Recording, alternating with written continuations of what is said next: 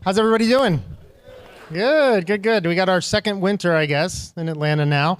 So it gets cold and then warm and cold and warm, but we're used to it. How many of you have been to this building before?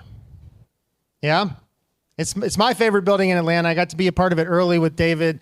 It's got such energy. So hopefully if you haven't seen like the roof and you get to do a tour, it's a fantastic place. So I get the opportunity to talk about my favorite topic today, which is purpose. So I'm just curious before I start, does anybody here have a defined personal purpose, like a statement that I'm not going to ask you to say it, but yeah, one in the back, raised proud. We raise proud when we have that. Yeah, some? Okay, good. Well, that's my hope today, and I'm going to tell you sort of how I got to this point. But my hope is that after this, you all are inspired to go out and find your purpose. Because everybody I know, including myself, when you have that North Star, when you know why you're on this planet, when your work aligns with that, it's so fulfilling. It's so fulfilling. So I don't know if any of you are like in a, mid-career crisis or something, but I got to that point. Yeah, a few. I got to that point, but since finding my purpose, everything has changed. All right. So I grew up here in Atlanta, went to Stone Mountain High School. Any Stone Mountain grads in the room? That's happened once, so I always like to ask. Anybody go to high school here? Okay, good. It's a transplant town, but some of us grew up here. So I'm an oldest child. All right, I bet we have a lot of those in here today. And I had 3 younger sisters. And I think that drove me to always want to, be number one or have that responsibility on my shoulders or, always be captain of this or leader of that. And so as I grew up, I was captain of the tennis team. And if there was a project, I was leading it. And then I went to UNC Charlotte for college. I played tennis there. I was captain of the team. And if I was, I remember I was in a big computer science class. And of course I raised my hand to be a project manager. It just felt natural to want to be seen as a leader. Right? I met my college roommate, and this is 1998, and we started building websites. Now, this was when the internet was new.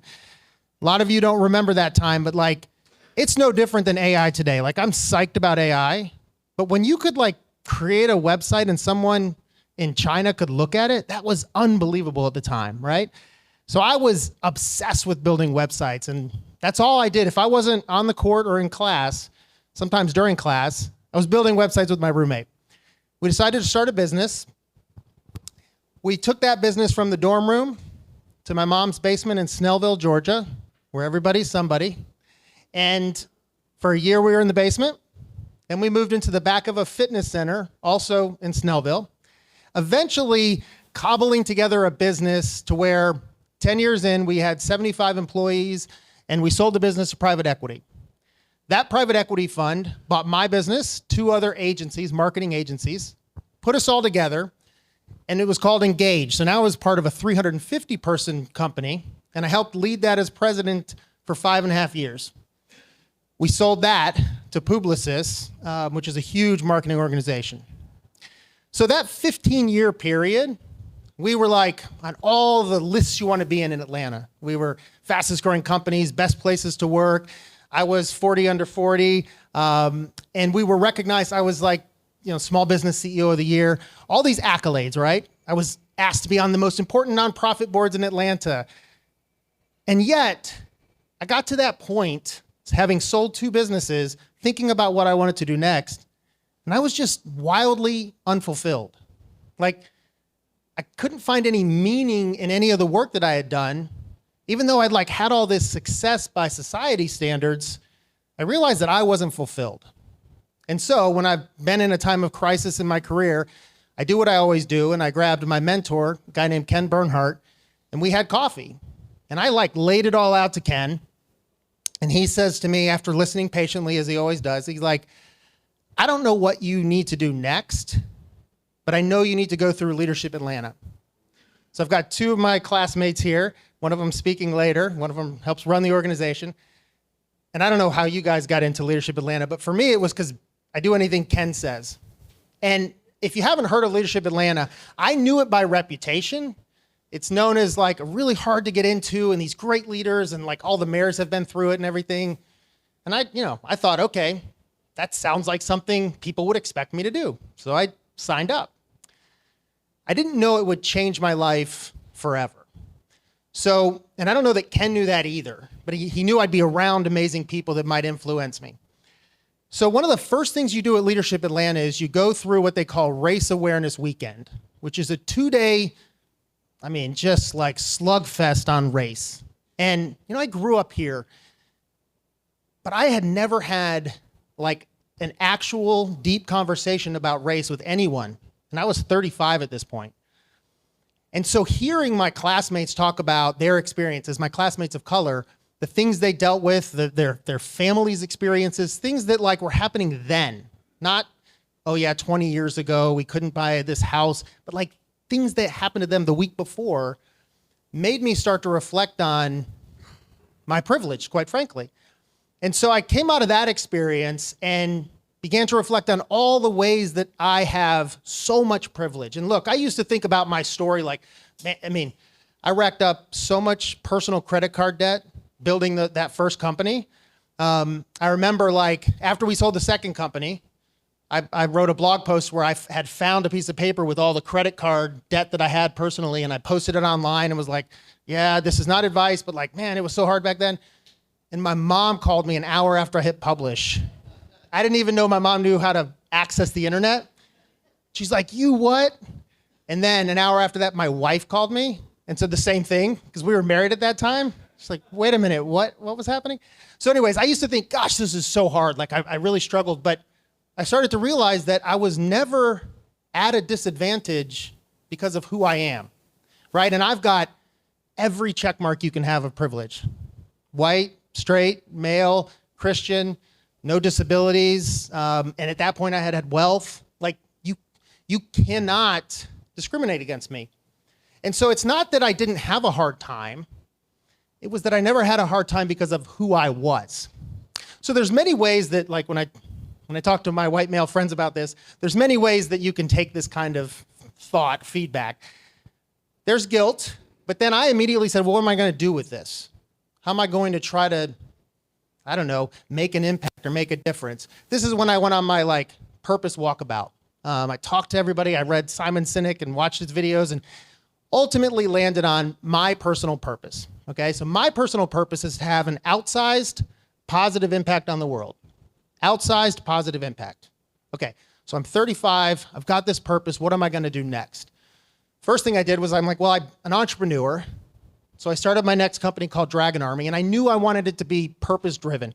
Up until that point, and I don't know how people in the room feel, but like, I thought purpose was some silly concept that was kind of, not really real. And so I wasn't into it. But as I started to peel that onion of purpose in a business, I started to realize you can really create a unique culture and have engaged, excited employees when you ground it in something more meaningful. So that was my first thing. I'm like, well, I create businesses, so I got to create a purpose-driven business. So I'm like 3 years into Dragon Army, and I go back to my purpose. I'm like, okay, am I having an outsized positive impact? And I didn't feel like I was. I'm like, all right, we have like 15 people or something at Dragon Army. It's going well. That's not enough. I'm soaking up all these advantages. I need to give more. So I was like trying to figure out what that would be. Around that time, I had dropped off all the big nonprofit boards. And I was now on small nonprofit boards where I thought I could make a difference. So I'm in one of the board meetings and the executive director says, we really need a new website by this weekend. We've got this huge fundraising event coming up. The web developer dropped the ball. So I go back to my team and I'm like, all right, guys, we've got this nonprofit that really needs us to build a website. It has to be done in like 4 days. Now, typically a website at that time took 2 to 3 months. And that's a small website. So we had a vigorous debate at the agency, right? I'm on one side like, come on, guys, this is going to be amazing. We're going to help this nonprofit. And they're like, hey, look, it's impossible to do it that fast. We're super busy anyway, and we're not going to make any money on it, and it's going to hurt our finances, so we shouldn't do it. So we compromised, and we did the project. And I like to reflect back on that being the first time I voluntold anyone to do anything. So I volunteered my team to do this project, but the most amazing thing happened. We got it done, which was the first amazing thing, but the team felt really proud of what they did. They were really into the work, and the nonprofit had a really successful event. So then I felt a twinge of like, oh, maybe that's a way that I can have purpose beyond just the company I built. And I thought, well, I can only have this team of mine do maybe twice a year that we could do something like that. Maybe I'll talk to other teams. Around that time, I had gone to hackathon at Georgia Tech. So like all these developers showed up, 2 days, built this amazing apps. And I started to see the power of a condensed timeline of building something, as well as like a lot of people together and the energy that can bring. So I thought, I wonder if I could get another team to build a website quickly for a nonprofit, maybe in 2 days. And what if I got other teams? You know, if 5 people could build one website, then 10 could build 2, and 20 could build 4. And I kept doing that math until even it felt ridiculous to me, which was 48. And I thought, I wonder if I could get 48 teams together to try to have a big outsized impact, help 48 nonprofits. So I started talking to my peers, the other agency leaders in town, and one by one, they told me the same thing. They're like, it is impossible to build a website in 2 days, and to build 48 is just insanity. So they all turned me down. But I was at an event like this, and I started talking to the actual people who would do the work, the web developers, the designers, and they were like, heck yeah, if you do it, I'll be there. So that was enough for me. So I grabbed one of my buddies, and at Pond City Market, before it was even fully built, in October of 2015, we invited hundreds of people to come to try to build 48 nonprofit websites in 48 hours. And this is before we had AI where you could just say, build me a nonprofit website, and then 4 minutes later you have one. It took actual work. Somehow, by some miracle, that Friday afternoon, hundreds of people started showing up. And so we worked all weekend, and these people, many of them spent the night, both nights, Friday night and Saturday night. And by some miracle, by Sunday afternoon, we had built 48 nonprofit websites. And it was amazing. It was such energy. Now, I had been there since Friday morning, like literally showed up early Friday morning at Pond City Market and didn't go home till after midnight on Sunday. We were sleeping in sleeping bags on the floor for a few hours. So it's Sunday afternoon, and I'm sitting at the registration table, and I'm just exhausted, just running on fumes and way too much coffee. And this volunteer stumbles up to me, and he just kind of comes up, and he just looks just beat down. But he says, hey, Jeff, before I forget, can I put my name on the list for next year's event? I don't want to miss out. Now, this was amazing because I had never said we'd be having another event. And at that point, I definitely didn't think we'd be doing this again. You know, I'm like, okay, he's delirious. He doesn't know what he's saying. But so I grabbed a piece of paper and I wrote 2016 event at the top and said, put your name and email.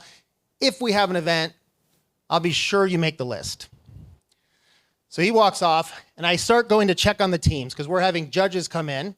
And so I want to make sure all the teams. So I'm walking around. 45 minutes later, I come back to the table. The piece of paper that I had given the young man was completely filled out, and someone had grabbed a second piece of paper, and it was completely filled out. Apparently, word had gotten around that there would be a 2016 event, and over 50 people had signed up. Now, these were exhausted volunteers. Like, I expected nonprofits, because we had to turn down a lot, but I didn't expect the volunteers to want more. So I'm an entrepreneur. I said, okay, I know I can pull this off in Atlanta again. How do I test this to see if it's more than just me and my friends in Atlanta? I said, we'll do it in New York. I know nobody in New York. Let's see if we can find a venue, find hundreds of volunteers, find 48 website or nonprofits to build websites for, and find sponsors in New York City, and put on an event in Atlanta. And so we did. People in New York showed up. So that second year we had 2 events. The year after that we had 4. The year after that we had 6, 1 in London. So we've done 2 in London. Last year was the 10th anniversary of what we called 48 in 48. We've built 1,300 nonprofit websites with 7,500 volunteers worldwide, with an estimated value of $300 million donated to nonprofits around the world. Thank you.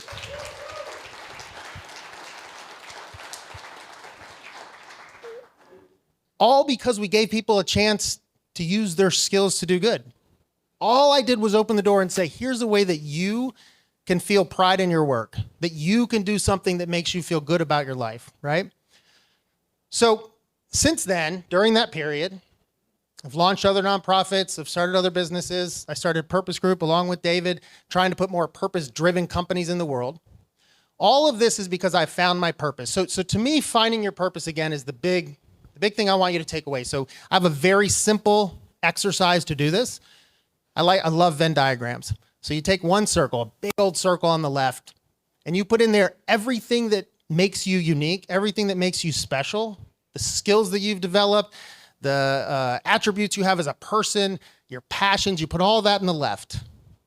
Then you draw another circle that overlaps, and on that side is the difference you want to make in the world, the right that you want to have made, the thing you're passionate about changing, how you want to make people feel. And in the middle of that is where you will find your purpose.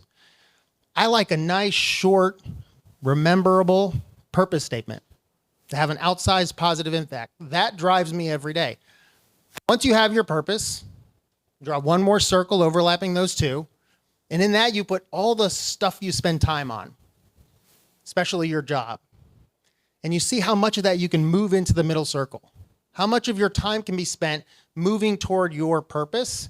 And I promise you, you will have a different life altogether. You will wake up energized. You will be excited. You will feel proud. You won't be measuring your success by everybody else's or by what society thinks. You'll be driven by something and you'll accomplish more.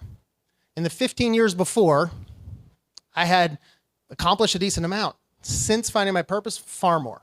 I feel so much more fulfilled. So that's my hope for you all today as you build your companies, as you build your families. To me, if I can impact my children, I've got 5. If I can have them grow up being empathetic, passionate people, that's how I'm going to have my biggest outsized positive impact. So just look at all the areas of your life, put it into that purpose, and then relentlessly pursue it every day. All right, thank you guys so much. I appreciate it.